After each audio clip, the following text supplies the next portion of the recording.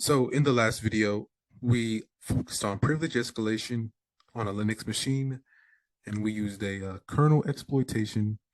Recommend you check it out if you want to see how you can privilege escalate on a Linux machine via kernel exploitation.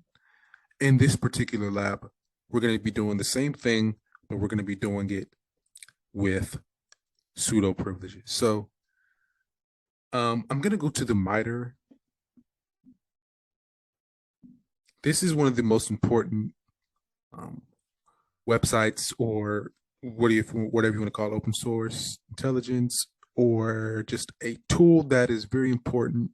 As a cybersecurity professional myself, it's something that I refer to when I'm at work, when I'm doing investigations, when I'm trying to better understand an attack, or just trying to understand an APT or anything like that, or trying to get a better understanding of an attacker's mindset. So before I go off on a tangent, I kind of explained what this pretty much all this stuff is, all this things right here, what we're looking at. And it's just basically from step one to the end, from beginning to end, how an attacker's mindset thinks when he's trying to perform an attack. And I always come back to impact. Impact is going to be the most important part, because this is what the action on objectives is. This is like, if we're thinking of the cyber kill chain, this is like action on objectives. Basically, inhibit system recovery, account access removal, data destruction. This is the end goal. So we hear about all these attacks. Uber was attacked recently, and you can think of it as like whatever the attacker is set out on his mission to do, whether it's a nation state or whatever. And we can go on for days on the motives, but this is what they're trying to do.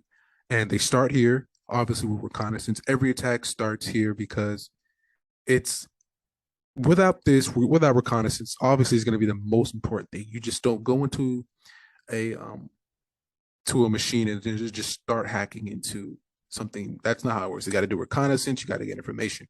But in this particular series that I'm doing, we're focused on privilege escalation. And the last video, like I said, was with kernel exploitation. And in this video, we're going to be taking advantage of sudo. So what is sudo? On a Linux machine, I'm going to type in sudo minus L. And before I do that, I'm going to do, who am I? And I'm Karen. If I type in ID, you're going to see that I don't have any root access. If I had root access, it would show root, and those it would show root. So that's how we know we're just a regular user right now. So let's say I just got initial access onto this machine, same as the last video. So how do I get root access? So the last video, obviously, we ran exploit from exploit.db, and we were able to basically privilege escalate via that code. So this scenario, we're going to be doing something totally different. So what we're going to do is we're going to do sudo minus L. And what that's going to do is it's going to give me all of the rights for Karen that she can run with sudo privileges. And feast your eyes. What's going to be most important is, second, let me make this a bit bigger. Hope that's big. Okay. So what we see here from the highlighted, I'm going to try to highlight it. See if I can highlight this. So these three lines right here are all the commands that Karen can run as a root user. So we see find, less, and nano. So what that means is the system administrator for this Linux machine, there's going to be probably multiple people using this machine. So for Karen, whether she SSHs into this machine or she's accessing the machine locally, she's going to have privileges that are unique to her. And these are the three commands that she can run as a root user. And what we can do is we can take advantage of those three commands, because anything that uses root is going to have to access a root folder. And when you can do that, you can actually escalated privileges. So what I'm going to do, I'm going to stop talking and I'm actually going to show you how this can be done. So what I'm going to do is I'm going to type in sudo. Obviously, that means you're gonna run this as a root user or attempt to run as a root user if you have access. And then we're going to do find. Now, what is find? If we go to the find command in Unix is a command line utility for walking a file hierarchy. Basically, it can be used to find files and directories. That's as simple as it gets. But like I said, find command can be ran as a root. So now Karen is able to run this as a root. So now what we're going to do is we're going to run this Etsy password and can't type Etsy or that's password. And if you know anything about Linux, obviously this is going to give us stuff that attacker wants. This is going to give us every user who accesses the system. It's going to give us their username and the password. Short and sweet. So if we ran that, we could see the username and the password and a lot more information. So we're going to run that and we're going to see how that find, we're basically manipulating that find command that Karen can actually is supposed to use to do something basic as basic as what the Google search was showing us, which was can be used to find files and directories. So Karen on a good day is going to use this to find files and directories. Same thing with the less command and same thing with nano. We're not going to get in that. We're going to just focus on find. So if we run sudo, so far we have sudo find /Etsy password. Like I just said, Etsy password is going to give us username and password. So now we're going to do Etsy password, and then we're going to actually do a parameter for the find command. And that parameter is going to be execute, EXEC. And this command is basically a parameter. Basically, it's ran with the find command. So if on a normal day, let's come back here. I'm going to go back to the find for this Linux man page, and I'm just going to do I'm going to do execute and execute command. So as we can see here, it's a action. So parameter is basically, you could say it's an action, but think of it as just something that's going to be ran with the command to even more help make the command do a lot more, because find can be a lot of different parameters can be used with find. You can see execdr, files, fprint, ls, okay, so many different ones, but we're focused on exec or execute. So back here we see obviously it just means execute. We're going to be executing. There's no point in even reading it, but that's the basics of what it's doing. So we're running this parameter and we're going to try to execute this right here. So this is what we have so far. Now lastly, what we're going to do is we're going to do /bin, and then we're going to do /sh. So bin is going to be specified here just because we see bin here and then we see bin here. This is the user path, and every command that Karen can run is going to be stored in these files. So obviously with Linux, everything is files. Not going to get too much theoretical, but it's one thing to understand. What makes the big difference between Linux and Windows is everything is basically a file. So like I said, /bin is going to be the binary. This is where the binary executable is. That's where it's going to go to find the path. It's going to find the specific binary.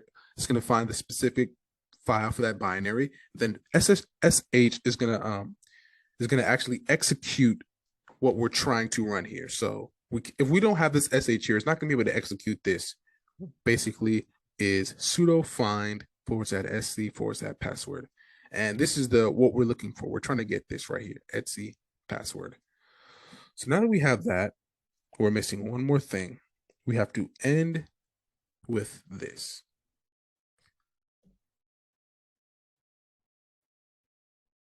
And then a semicolon.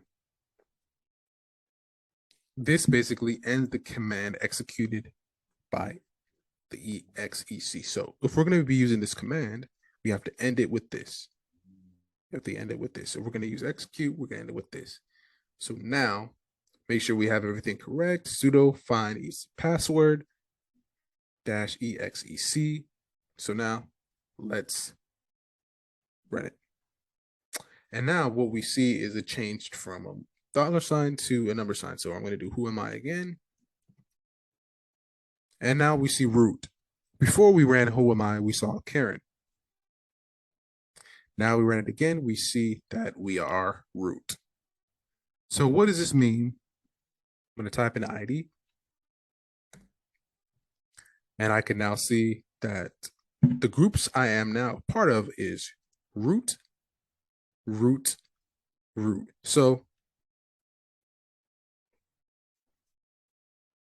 that means this attack was basically successful. The attack was not basically successful. I was able to privilege escalate. This is a big deal for the attacker, just like in the last video when we were able to get root access, because now I can do more. So if I was going to do an ls -l to see, I probably should have done an ls -l before just to see what I was able to do. But if I do a cd into the home,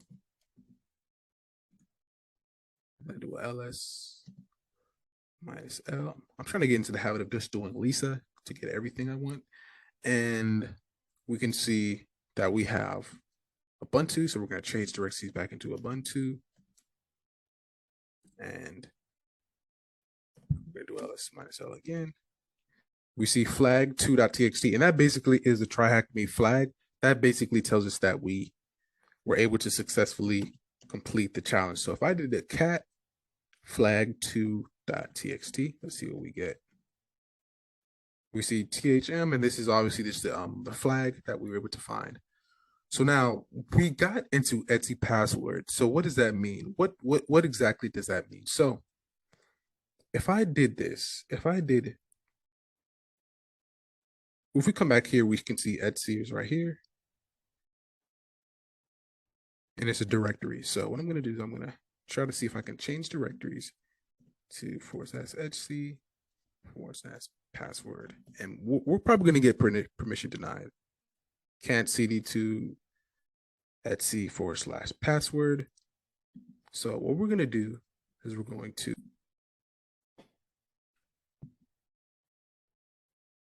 so now we got, like I said, we got this can't cd into it. So I'm going to just do this. I'm going to try to change directories back to home. So we're going to do cd home.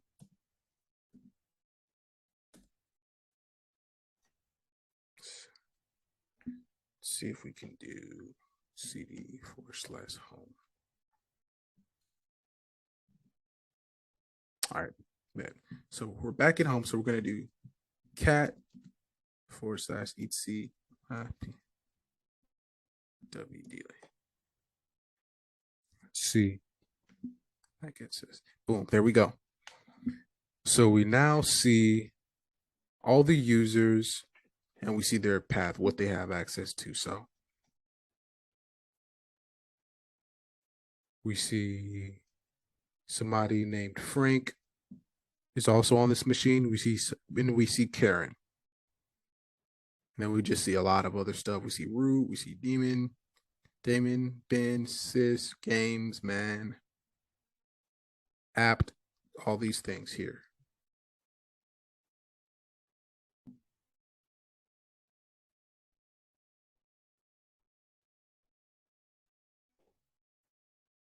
So now we see this. So let's take it a step further. Let's say we wanted to actually get the hash of Frank.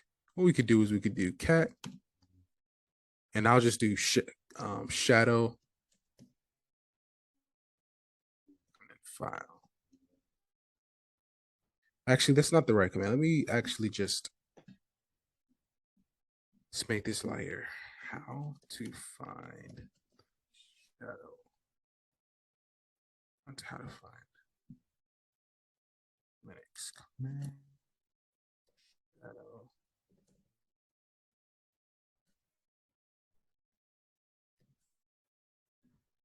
I know it's shadow something.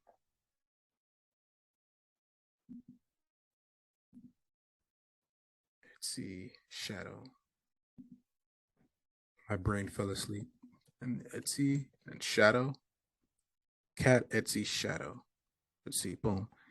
There we go. Now we see Frank. Now we get some good stuff here. We see Frank, and then we get the hash. And then obviously we can use something like some type of tool that can actually give us the actual password. So this is the hash for Karen, and then we see the password hash for Frank. So just like in the last video, we got access, we got root access, but in this one, we actually took advantage of privileges that Karen had that was able to give us the opportunity to manipulate some of those commands that she can run as a root. And with that, we were able to then run the Etsy password command and execute it. And that basically gave us root access to the machine. And then we were able to actually cat out this shadow, Etsy shadow. And this shows us the hash for Frank. So